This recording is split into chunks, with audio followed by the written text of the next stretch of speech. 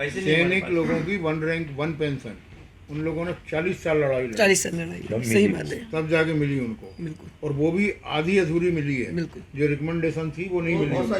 अच्छा, recommendation follow up नहीं किया, पूरी नहीं पूरी नहीं पूरा हुई, पूरा नहीं मिला। पूरी नहीं हुई। ये बहुत अभी जैसे समयमान वेतनमान चल रहा है ना 40 स्टेट में। साल लड़ाई थी। सर और एक और मुद्दा ये है कि सब लोग जैसे हम लोग है ना बोलते हैं ना कि आप लोग हायर पेंशन का फॉर्म क्यों नहीं भरा आप लोगों ने। मैंने आपको अभी बताया था, हाँ क्यों नहीं भरा था हम लोगों ने, हाँ क्योंकि हम पहले तो अभी किसी को मालूम ही नहीं था। अरे वो और अलग इंडिया- चीज है, वो अलग चीज है। वो ये बोल रही है कि अभी जो हायर पेंशन मिलने जा रही है, हाँ, इसका भरवाया था ना फॉर्म, इसका फॉर्म वो नहीं भरा, भरा। वो ये बोल रहे हैं, हाँ। भर रहे हैं वो तो लोग, नहीं, अब वो तो भर रहे हैं, काफी लोग भर रहे हैं उसको, अब तो काफी लोग भर 30 तारीख लास्ट डेट। नहीं, मालिक की थी। मालिक उनका तो रिजेक्ट ही है ना, उनका फॉर्म ही नहीं भरा रहा है, उनका भी नहीं भरा रहा। इवन अगर उनकी डेथ हो गई है उस पर जो असली थे उनका भी फॉर्म नहीं भरा रहा, वाइफ का भी बिल्कुल नहीं भरा रहा है।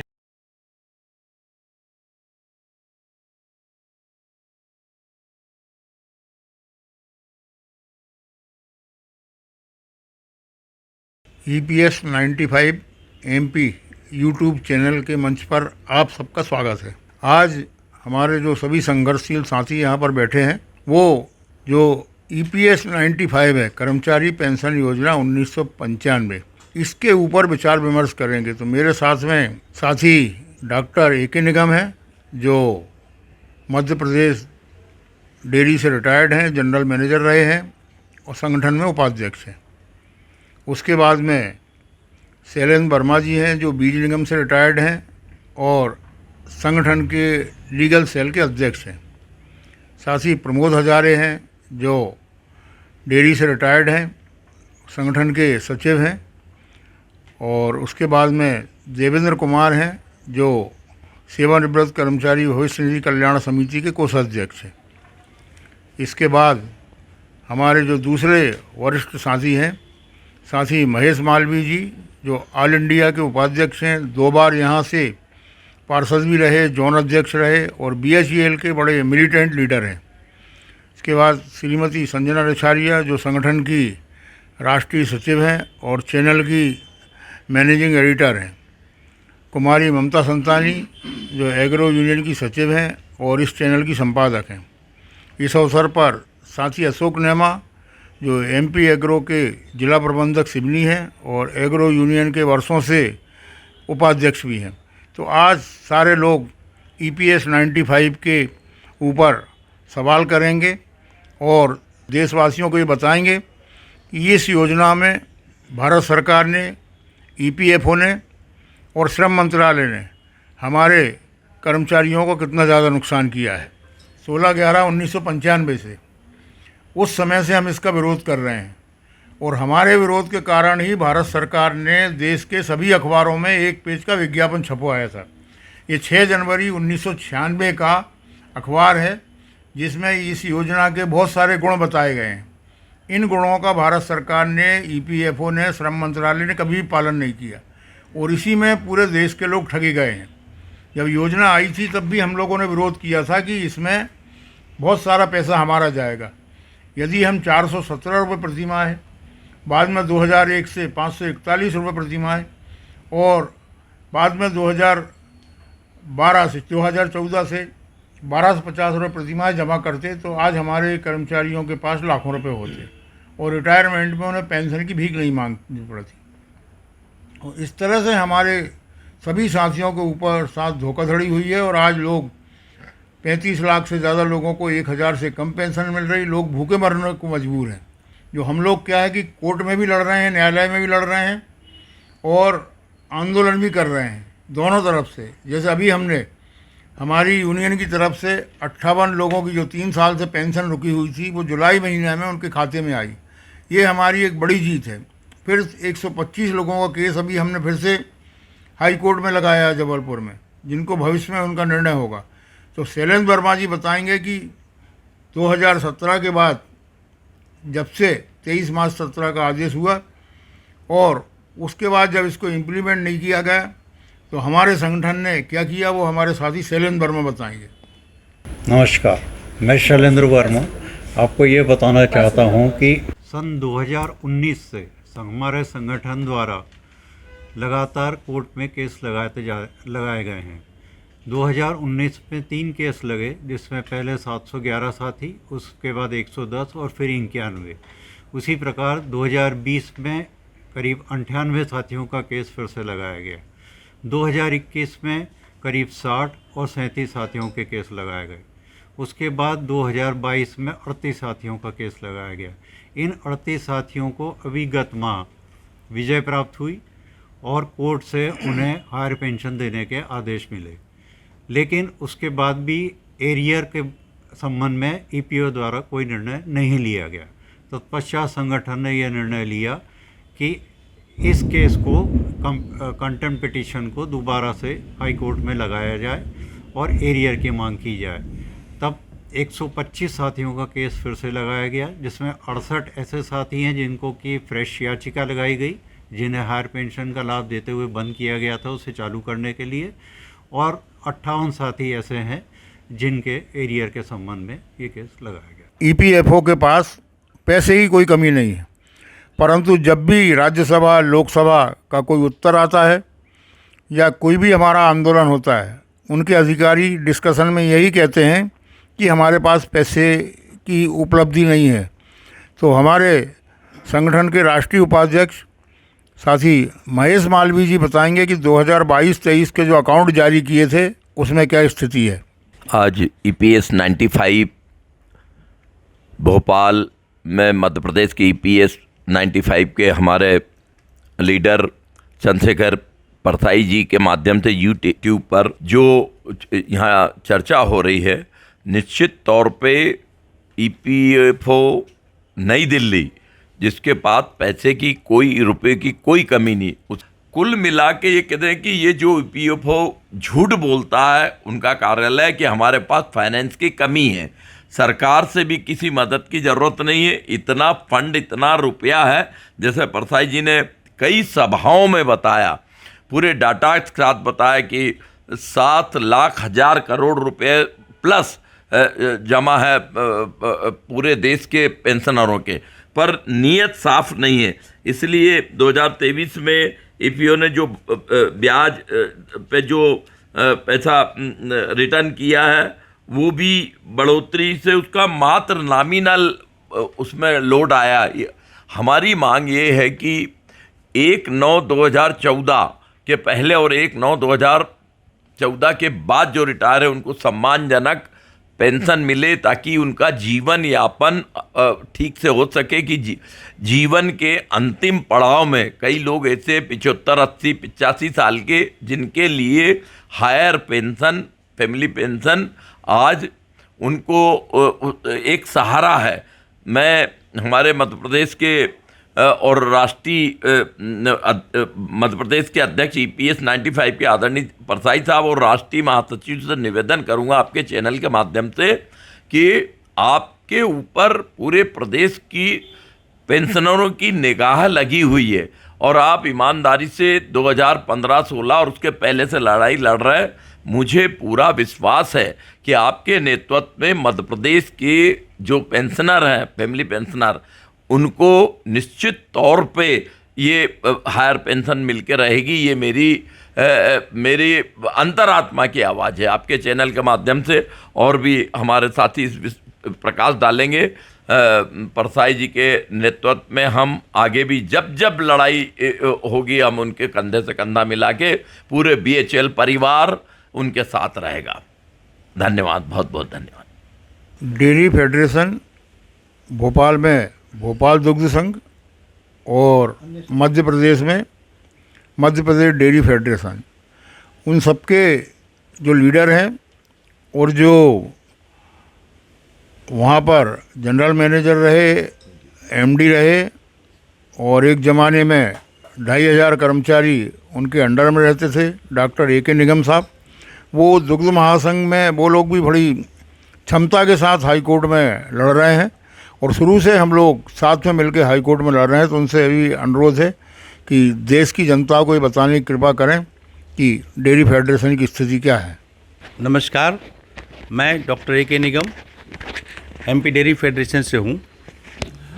जहाँ तक EPS 95 का सवाल है, तो हमारी लड़ाई पहले तो हम शायद परिचित भी नहीं थे एक दूसरे से फरसाई साहब से, फिर जब बाद में पता लगा कि इनकी बड़ी लड़ाई चल रही, हम लोग तो छोटी लड़ाई लड़ रहे थे इसमें, फिर हम लोग साथ में आगे आए हैं। और उसके पहले दुग्ध महासंघ के जो 5 यूनिट्स हैं हमारे, भोपाल, जबलपुर, इंदौर, ग्वालियर और उज्जैन, तो इनसे इन सभी यूनिट से मिला करके लगभग हम लोग 2018 में 300 WPs लगाई हुई थी। 300 कर्मचारियों की रिट याचिकाएँ लगाई थी, जिनमें वही श्री RC गुप्ता जी के केस के बेसिस पे पॉजिटिव निर्णय हुआ था। लेकिन विसंगति अब जो उसके बाद चालू होती है APFO की तरफ से, EPFO ने उसमें से अधिकांश कर्मचारियों को तो हायर पेंशन दे दी थी, लेकिन फिर भी उसमें कुछ कर्मचारी ऐसे रह गए थे जिनको हायर पेंशन नहीं मिली। कुछ लोग ऐसे थे जिनको डिमांड लेटर जारी हुआ था और उनके पैसे भी जमा करा लिए गए थे, और फिर बाद में पैसे उनके खाते में वापस कर दिए गए। फिर जब वो 4/11/22 का निर्णय आया सुप्रीम कोर्ट का, इसके बाद अधिकांश लोगों की पेंशन बंद कर दी गई। और फिर जब कंटेम्प्ट पिटीशन सब आपसी सहयोग से लगाया गया, तो कंटेम्प्ट पिटीशंस में एक एक करके वो निराकरण हो रहा है, जिसमें से अभी लगभग 20 लोगों का निराकरण हो चुका है। और अभी कल की बात बताऊं यदि, तो कल एक कंटेम्प्ट पिटीशन जिसमें सुनवाई हुई थी, तो उसमें डिसीजन तो नहीं हुआ, लेकिन और ना ही वो केस पहुंचा उस पर, लेकिन उनको हायर पेंशन रिस्टोर कर दी गई है।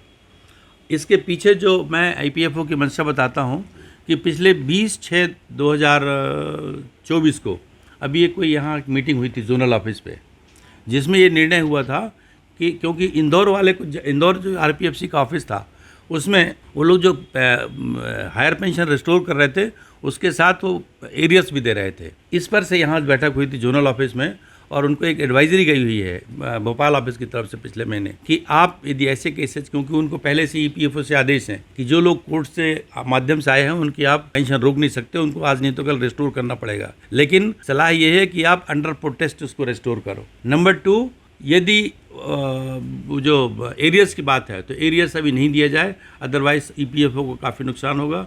और उन्होंने कहा है कि यदि कर्मचारी कोर्ट में जाते हैं जो रिस्टोर की गई पेंशन के एरियर्स के लिए, तो अभी कोर्ट से टाइम मांगा जाए। ये राइटिंग में है, ये मैं मुहर ज़बानी नहीं बोल रहा हूँ, ये लेटर जारी हुआ है EPFO भोपाल की तरफ से, EPFO वहाँ को इंदौर को, ये पिछले महीने का लेटर है।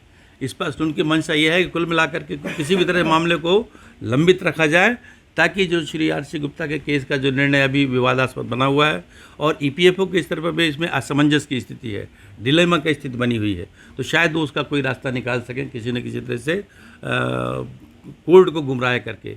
क्योंकि कई कोर्टों में ये मामला चल रहा है, कई इस राज्यों में चल रहा है, तो किसी भी एक राज्य से यदि निर्णय उनके पक्ष में आ गया तो उसका फ़ायदा वो लेने का प्रयास करेंगे। और अंत में ये कि मेरे ख्याल से इस मूवमेंट का, इस आंदोलन का जो की कार्यवाही है अभी श्री परसाई जी के नेतृत्व में चल रही है, लेकिन इसके बहुत विस्तार की संभावनाएं हैं। जो कर्मचारी वर्तमान में संस्थाओं में काम कर रहे हैं, यदि उनसे जोड़ने के लिए कोई तरीका निकल सके या जुड़ सकें, तो मेरे ख्याल से ये जो आंदोलन चलाया जा रहा है, इसमें बहुत जल्दी ही सकारात्मक परिणाम प्राप्त हो सकेंगे। धन्यवाद।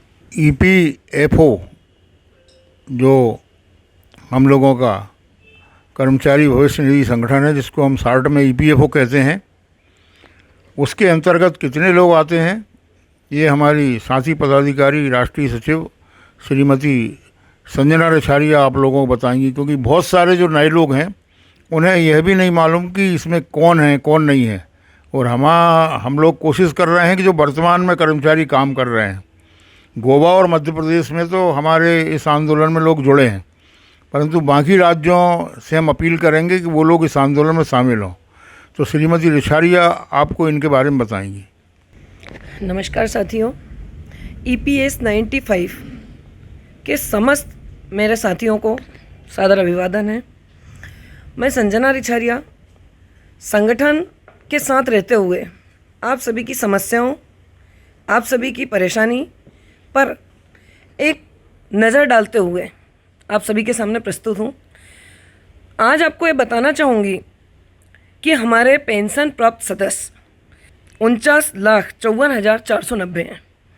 उसमें से अन्य पेंशन, जो कई लोग पेंशन भोगी अपनी समस्याओं को लेते हुए, लड़ाई को लड़ते हुए स्वर्गवासी हो गए हैं, उनके पीछे महिलाएं, बच्चे जो उन पे आश्रित थे, वो आज उस पेंशन के लिए राह देख रहे हैं। उस लड़ाई को लड़ने में हमारा सहयोग करते हुए उनकी संख्या है 26,04,423। इस तरीके से कुल संख्या हुई है 75,58,913। और इस संख्या में से हम देखते हैं कि अभी तक हायर पेंशन का लाभ बहुत कम लोगों को मिल रहा है। जिस तरीके से हमारा संगठन आज यहाँ पे कोर कमेटी पूरी बैठी हुई है और हम लोगों ने निर्णय किया है कि जिस लड़ाई को पिछले 2014 और 15 से जो लड़ाई जारी है, इस लड़ाई को निरंतर बनाए रखने के लिए हम लोग कोर कमेटी की चर्चा, परिचर्चा और यूट्यूब चैनल के माध्यम से हमसे संगठन से उम्मीद रखने वाले लोगों तक सही जानकारी पहुँचे, सही आंकड़ा पहुँचे, उस चीज़ की जानकारी देने के लिए हम लोग यहाँ पर प्रस्तुत हैं। आप लोग कुछ नहीं कर सकते हैं, हमारा सहयोग करने के लिए हमारा EPS 95 का यूट्यूब चैनल जो है, इसे ओपन कीजिए, एक बार देखिए, पूरा सुनने का प्रयास कीजिए। आपको यहाँ पर सही जानकारी सही आंकड़ों के साथ में मिलेगी, जो आपके और हमारे हम सभी के लिए लाभ का सौदा है, फ़ायदे का सौदा है। जब तक आप इसे पूरी तरह से सुनेंगे नहीं, इसमें आपकी भलाई बुराई, अच्छा बुरा निहित जो है, आप तक इसकी जानकारी नहीं पहुंच पाएगी। सिर्फ घर में बैठकर टीवी या न्यूज़ चैनल के माध्यम से देखने से जानकारियां सही साबित नहीं होती है। न्यूज़ चैनल भी अक्सर वही दिखाते हैं जो उनके सामने प्रस्तुत किया जाता है, जो न्यूज़ उन तक पहुंचाई जाती है। जब आप संगठन से जुड़ेंगे, संगठन के चैनल से जुड़ेंगे और इसको सुनेंगे, सुनने के बाद मेरा आपसे एक निवेदन अवश्य है, चैनल को लाइक कीजिए, सब्सक्राइब कीजिए, ताकि समय समय पर महीने में 15 दिन में आपको निरंतर जानकारियाँ यूट्यूब चैनल के माध्यम से प्राप्त होती रहे। इसमें सहयोग करने के लिए आपको यूट्यूब चैनल खोलना भी होगा, लाइक भी करना होगा, सब्सक्राइब भी करना होगा। मैं आपको बताना चाहूँगी EPS 95 सदस्यों की जो संख्या है वो 2.49% उसमें से पेंशनर है। ये बहुत बड़ी संख्या होती है। अगर हम सारे पेंशनर मिलकर इस लड़ाई में संगठन को सहयोग करते हैं तो हमारी लड़ाई सिर्फ जिले या राज्य तक सीमित नहीं रहेगी, ये पूरे भारतवर्ष पर लागू होती है। भारतवर्ष की लड़ाई है, हम इसको निरंतर इसीलिए बनाए हुए रखे हुए हैं कि आप सभी के सहयोग से ये लड़ाई आगे तक पहुँचे और सरकार तक ये पहुंचने पर आप और हम सभी के पक्ष में सरकार इसका निर्णय करे, आप और हम सभी के लिए एक मान सम्मान से जीने की स्थिति निर्मित हो।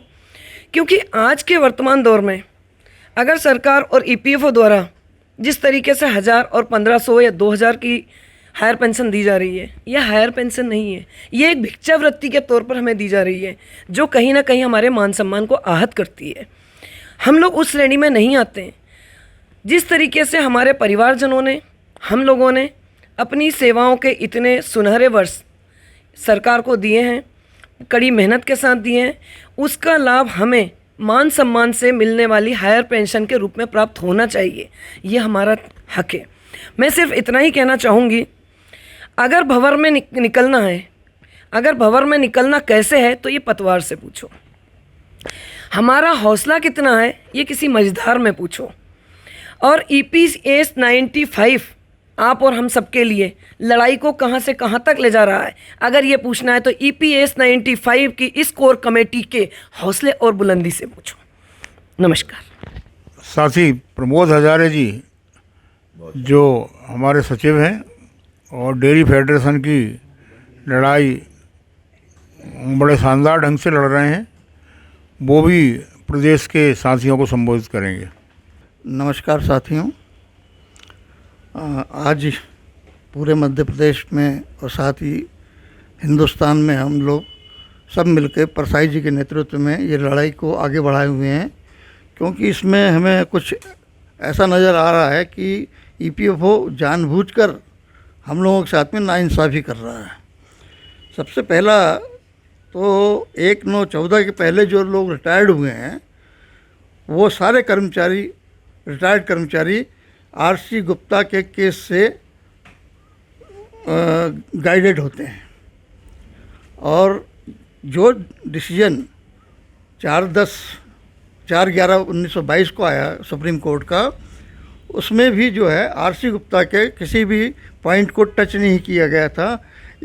मगर इसके बावजूद भी EPFO ने ज़बरदस्ती उस मिसगाइड करके सारे कर्मचारियों को, जिन लोगों को पेंशन मिल रही थी, अधिकांश लोगों की उनकी पेंशन बंद कर दी, हायर पेंशन, जो कि बहुत गलत कदम उठाया था उन्होंने। सबसे बड़ी बात तो यह है कि जो 4/11/22 का डिसीजन आया है और जो आरसी गुप्ता का डिसीजन था, उस वक्त 2004 से लेकर 2016 तक सभी ऑप्शन 11(3) और 26(6) के बंद थे। उसके बाद भी जब ऑप्शन बंद थे तो कोई भी कर्मचारी उस पीरियड में अपना पेंशन के हेतु, हायर पेंशन हेतु 11(3) और 26(6) का ऑप्शन का फॉर्म नहीं भर सकता था।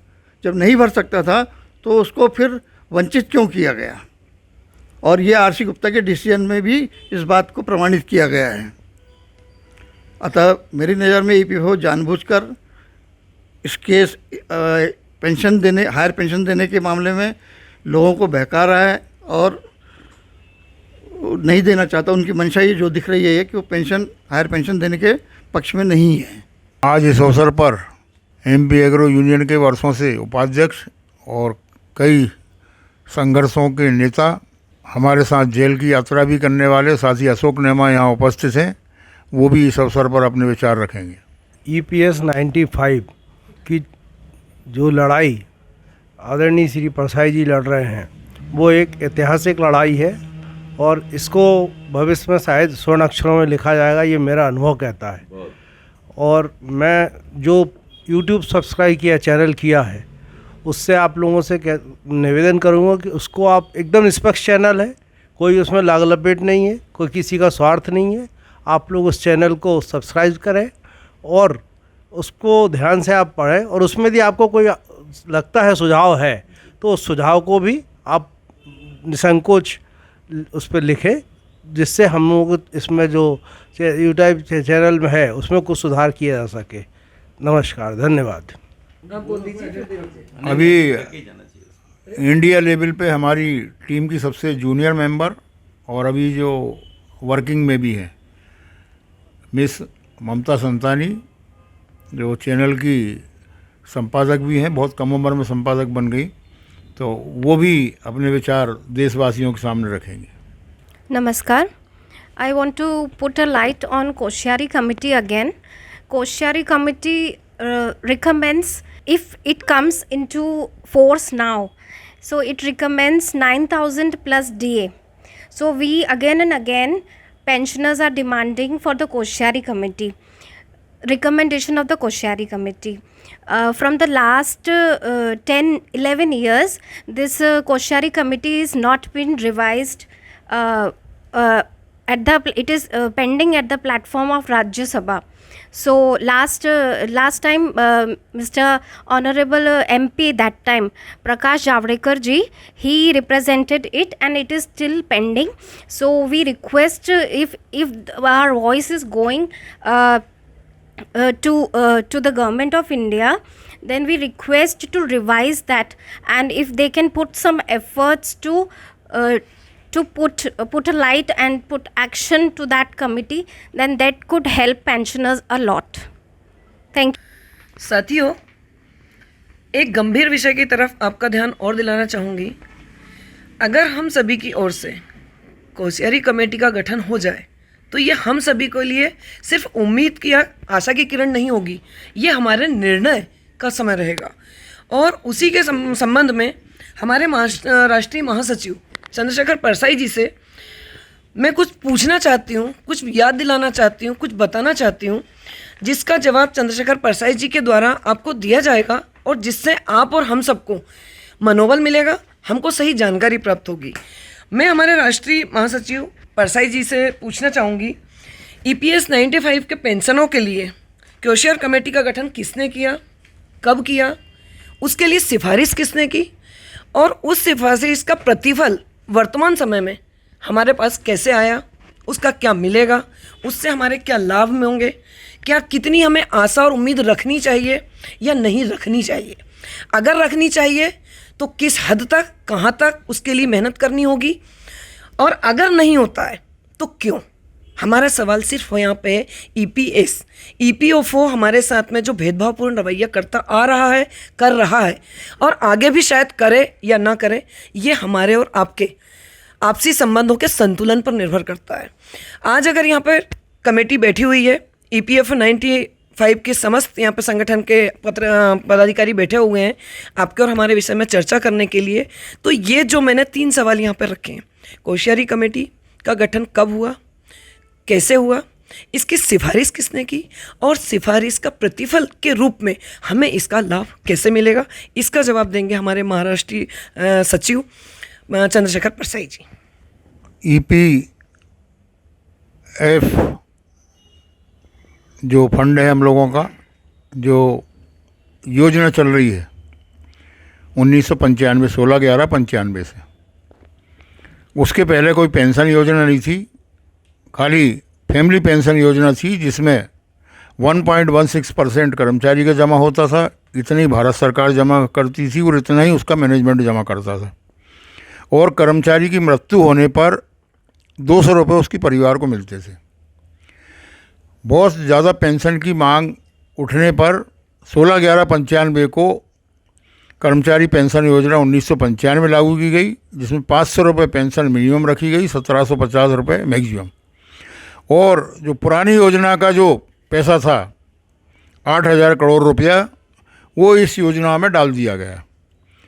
जब योजना चालू हुई उस समय विरोध किया, भोपाल से हम लोग दिल्ली भी गए, क्योंकि हमें मालूम था कि आगे इसके बहुत दुष्परिणाम आएंगे। परंतु जो लोग उस समय नौकरी में थे, जो आज रिटायर हो गए और बहुत ज़्यादा ज्ञान बांटते रहते हैं व्हाट्सएप पे, फेसबुक पे, सोशल मीडिया पे, उनने अपनी नौकरी में रहते हुए कुछ नहीं किया, जैसे आज वर्तमान पीढ़ी नहीं कर रही। आगे चल के जब आंदोलन हुए बहुत सारे, तो 2012 में प्रकाश जावड़ेकर जी ने हमारी सभा में बोल के गए कि मैं आप लोगों के लिए कुछ ना कुछ करूँगा।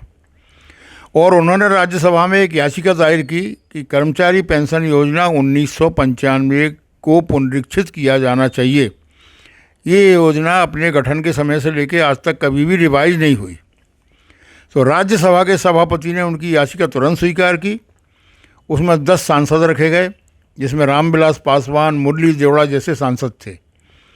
उसके बाद कुछ दिनों बाद 4 अधिकारी उसमें रखे गए।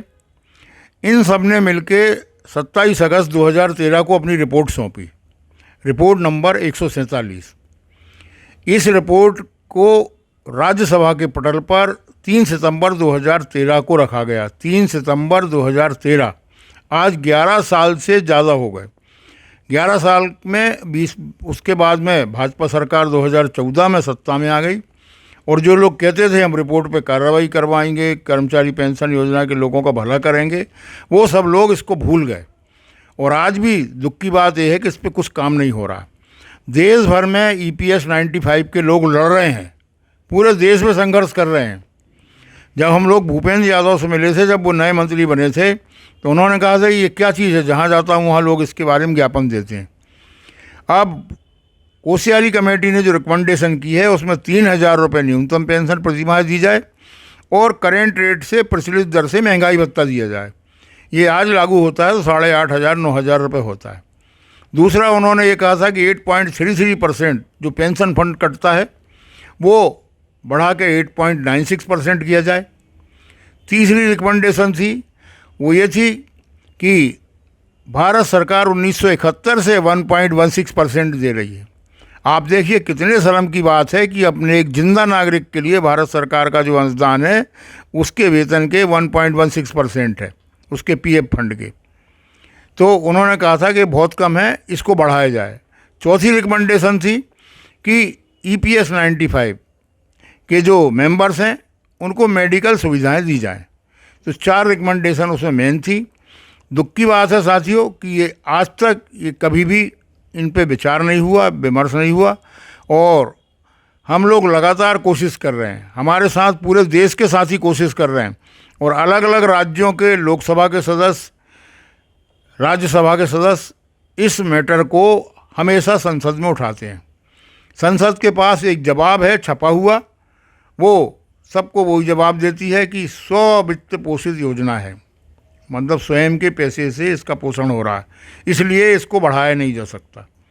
और वही जवाब हिंदी में दिया जाता है, वही जवाब अंग्रेजी में दिया जाता है। सांसद का नाम बदल दिया जाता है और प्रश्न का नंबर बदल दिया जाता है। तो हम लोग इसके लिए लगातार लड़ रहे हैं। 2014 से हमारा संगठन लड़ रहा है। 2014 में हम लोगों ने दिल्ली में आंदोलन किया और हर साल 2 आंदोलन करते हैं।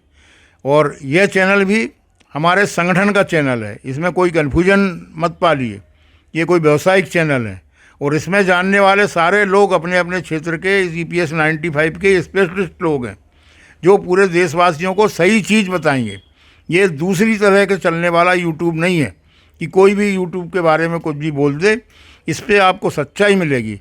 हम नहीं कहते कितनी पेंशन होने वाली है, और हम कोई EPS 95 के बुजुर्ग पेंशनरों को, गरीब पेंशनरों को कोई आश्वासन भी नहीं देते, क्योंकि हमें मालूम है कि सरकार की मंशा कितनी ख़राब है। पिछले साल संसद ने एक समिति बनाई थी, उस समिति ने एक रिकमेंडेशन की कि EPS 95 के लोगों को 2000 रुपये पेंशन दी जाए। इसकी रिकमेंडेशन को पहली बार EPFO ने कोई अच्छा काम किया, उन्होंने माना, श्रम मंत्रालय ने माना और वित्त मंत्रालय के पास भेजा। वित्त मंत्रालय की जो हमारी JNU की स्टूडेंट रही हुई महोदया वित्त मंत्री हैं, उन्होंने आउटराइट मना कर दिया कि नहीं, हम 2000 रुपये महीने भी नहीं करेंगे। तो ये वर्तमान सरकार की स्थिति है। अब ये सरकार थोड़ी 4 जून 2024 के बाद थोड़ी सी डबाडोल हो रही है, क्योंकि इसके पास अपना खुद का बहुमत नहीं है। ये दूसरे की बैसाखियों पर टिकी हुई सरकार है। और आने वाले समय में 3-4 महीने में जो चुनाव होने वाले हैं, उसके बाद फिर से ये लोग विचार विमर्श हमारी मांगों पर करेंगे, ऐसी हमें उम्मीद है।